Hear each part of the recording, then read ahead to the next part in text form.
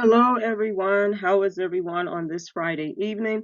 Have a story for you. A black law professor believes black women would find more success marrying outside of their race.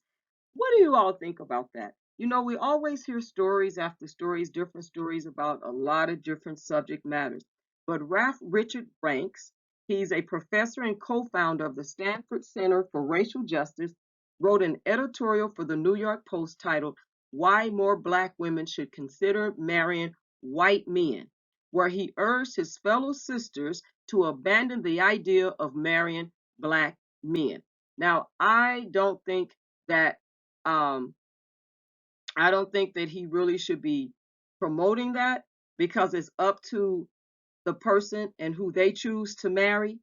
So to say that to single out one race that a black woman should marry, that sounds very biased.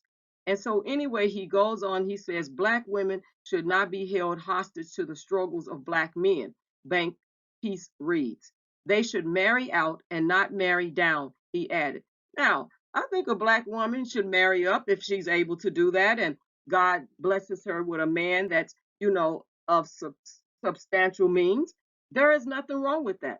And we really need to look at, if you are successful, most black women are going to marry, or they're looking to marry a successful black man. Now, the argument is that there are black women out here that are successful and they're willing to help a black man rise up if they're struggling. And so there's a lot of different dynamics to this. But to just say that a black woman, should consider marrying a white man, you know, there's a lot of people that write books and there's a lot of people that say things to get notoriety. And so, he's saying black women should not be held hostage to the struggles of black men. But who's holding them hostage? I mean, where is he getting this from that black women are being held hostage? Because what people in general can marry into the race that they want to if they find someone that they choose that's compatible to them. And there's a lot of people marry folks and they're not compatible. They're marrying for different reasons, like for money only. And I've even met someone that wanted to marry a Filipino, and she was a black young woman at the time because she said, interracial children.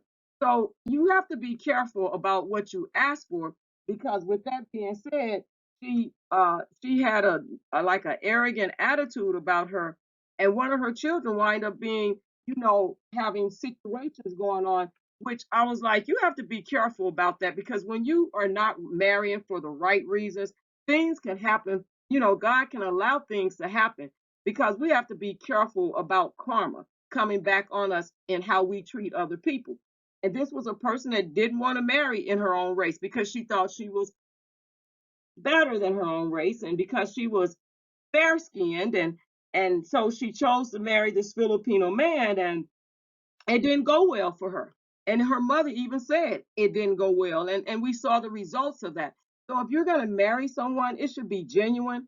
It doesn't matter who that person is if you choose to marry out of your race, what race they are, but it matters, are they compatible? Are you and that person compatible? Are you and that person able to get along and love each other in spite of the odds against you as a interracial couple, and then bringing children into the relationship? So that's the thing. You have to be strong. You have to be together. And when something comes up, are you, is your mate going to call you out of your name or vice versa? Because I remember in 2020 when the pandemic hit and the thing with the George Floyd and Ahmaud Arbery, there was a woman that did an interview on a radio, and I don't remember the radio show at the time. I was sitting there listening to it, and she stated that she did not know that her husband was racist. Now, this was a black woman and a white man, and she said she never knew that. And when it all came out, she wanted to know what his opinion was about, what happened with George Floyd. And she said his comments were about George Floyd was very racist when it came down to Derek Chauvin, kneeling on George Floyd's neck with his knee. And so she was really heartbroken because she said they had been together like 20, 30 years. And she was very heartbroken to learn that her white husband was racist. And so I guess, when it really came down to it, he showed his real colors. So we have to be very careful about allowing someone to tell us who we should marry. I think it's up to that person, and they need to know, really need to know that person. And if you're going to step out of your own race to marry into another race, you have to really know what you're doing. You have to be secure in that and know how their family is going to treat you. And if there's red flags prior to you getting married, that is something to step back and say, whoa, wait a minute. And if that man is not willing to stand up for you and to go, and if he's going to go with his family on how they're treating you, then no, I would say no, because I know there was a story that I did recently. There's a video that I did a few weeks back where this black woman was married to a white man, and they had interracial children from this union. They didn't bring children into the marriage, they actually created children together. And his mother, her husband's mother, kept making racist jokes towards her in front of everybody at parties, events, and different things. And she finally had enough. But prior to that, she had spoken to her husband about this. And then when she lashed out and responded and defended herself, her husband didn't step up for her. As a matter of fact, he wanted his wife to apologize to his mother for his mother's behavior towards his wife, even though his mother was mistreating his wife verbally in front of everybody. And so he left the home and went to stay with his mother, and left his wife and two children to go stay with his mother because he wanted his wife to apologize to his mother, that was the one that was being disrespectful and making racist comments towards his wife. And I know of another situation where they have now separated and I believe divorced because he wouldn't stand up to his racist parents mistreating his wife that was black. So I think that it's important that whoever you marry, if it's outside of your race, because hey, it's up to you who you choose to marry. I want to make that very clear. And I don't want to come off as biased. But just because I've seen experiences with black women marrying out of their race, no black man should be telling a black woman to do that, to do that. That's up to them. But to make sure though, if you do marry out of your race, you know, that you know his family very well. You get to know the family, see how they treat you before you take those marital vows. Make sure he treats you good and he has your back. That is so important when you're marrying out of your race. But even in your race, you should make sure. But there are some extra challenges and special things that happen when you marry outside of your race. And so, therefore, this man that wrote this book, I have to disagree with him on promoting that, because who is he to tell black women who they should marry, and and all of this other nonsense. I mean, this is really nonsense, especially when you really don't know people. For you to say that, you don't know what's best for a person who they choose to marry. That's up to them. And if they choose someone that's going to treat them well, that's going to have their backs, that's going to be there for them and their family, you know, great. But if they decide they're not going to you know, um, give up their family to support their wife and protect their wife and children, if there's children, that come into the marriage between that husband and wife, if your husband that you married and he's not of your race, if he is not willing to, uh, you know, uh, protect his family at any cost, if they're mistreating his wife and children, I have a problem with that. I definitely do.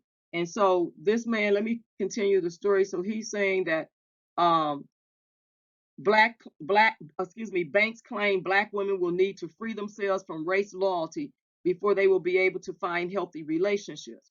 Rather than partner with men of other races, many heterosexual black women either don't marry or marry black men with whom they are not especially well matched, the professor wrote. Banks continued to share his plea to black women by citing his book, Is Marriage for White People? I explained in the book why black women should not be pressured to sacrifice their own chances for happiness out of some misplaced loyalty to black men. Banks stated, nor should black women feel beholden to black men under the guise of advancing the race. The Stanford professor brought Vice President Kamala Harris and Judge Ketanji Brown Jackson to the discussion, suggesting their life success was due to marrying white. Now, I wonder what Ketanji Ketanji Brown Jackson and Kamala Harris have to say about that. I would like to hear their point of view. And do they agree with this professor from Stanford? Do they agree with him? I wonder what they have to say. What their, what is their take on this? On what he's saying? Because he's bringing them into it, but did he actually interview them? See what they had to say. And then there were readers that fired back against Banks' controversial take. Complete BS Complete BS editorial. First and foremost, these women mentioned were successful before the white savior coming to the picture. What a completely racist assumption. However, other commenters agreed with the writer. Most, and they had it in caps, black men are not checking looking for black women. So move on. So the thing is that this man is just looking for some clout. I just think that his statement is biased. Uh, I believe that it's a very narrow-minded assumption to think that he has that right to tell black women who to marry. And as I said before, if a black woman chooses to marry outside of their race, make sure that you are getting involved with a man that's going to protect you and his children, you all children that you bring if you marry into, and make children, that he's going to protect them, because there's been too many stories of men, especially white men, when it comes down to protecting their family against the mother-in-law who is white, that will sit here and dog the black woman out, talk about her, put her down. They don't accept the grandchildren, and the white man will run away and go hang out with his family because he doesn't want to be taken out of the will. He doesn't want to be what, cut out, canceled, denounced or whatever. And so this black man is way, way off. This professor, he's out of line, and I cannot respect that at all. Where he's pushing this, because at the end of the day, people have a right to marry who they want to. But I still say that when you choose to do that, there are, there will be some controversial with that. But you have to make sure that your husband that you're marrying, that his family embraces you, because there are families that don't want their sons marrying outside of their race. We have to have this discussion. We have to be real about these discussions. There are families that do not want their sons to marry out of their race. A lot of them will push for their sons to marry within the race, within their own culture. They're comfortable in their own culture, and they will push their sons to marry within the culture. And they will mistreat that black woman a lot of times when their sons marry outside of their race. And so if you are a black woman that has married outside of your race, I pray that you're not being mistreated. I pray that your husband is protecting you and your family, you family to your family, that he's protecting his family, that he's loving on you, and he's treating you right, that he stands up and protects you and the children if there's some mistreatment going on, like racist comments. And because there was some stuff being said that I'm very well aware of, that one couple, the family was calling her a nigger. And I'm saying that they don't want us to say that word, but I'm just telling the truth about it. And so he never stood up to his family. And that is very wrong, that you marry this woman, you say you love her, you all bear children together, and then you don't stand up, to your family and tell them to stop mistreating your wife.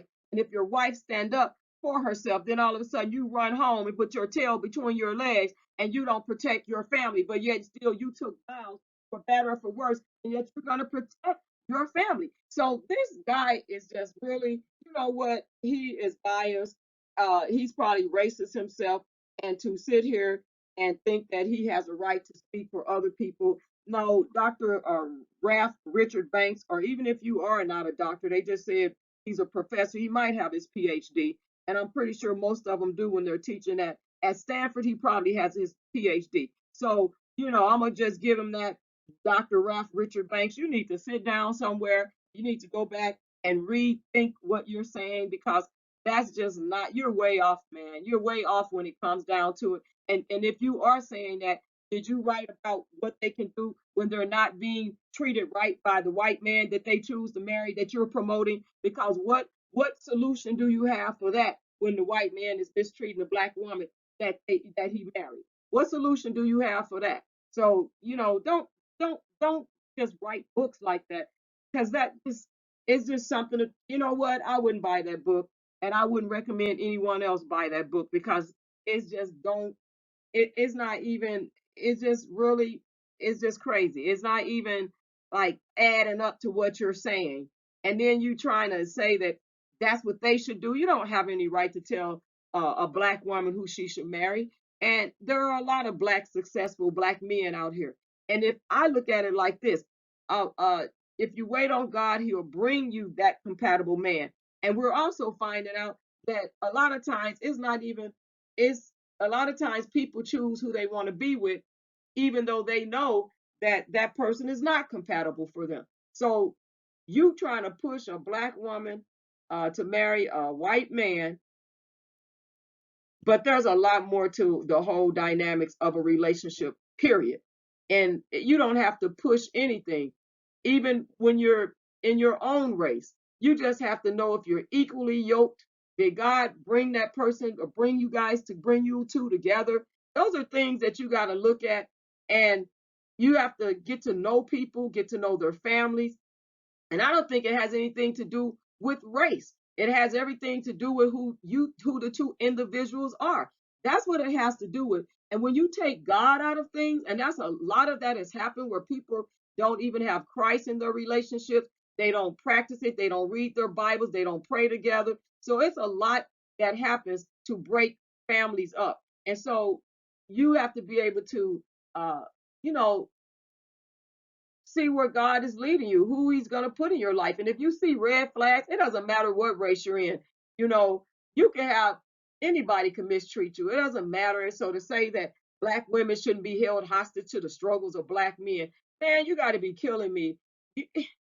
Really on that. I mean, like, really, like, who's being held hostage? Who is really being held hostage?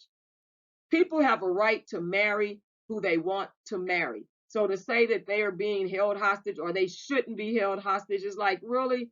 I mean, like, so leave your comments below. What do you think about this with this black professor writing this book and why more black women should consider marrying white men?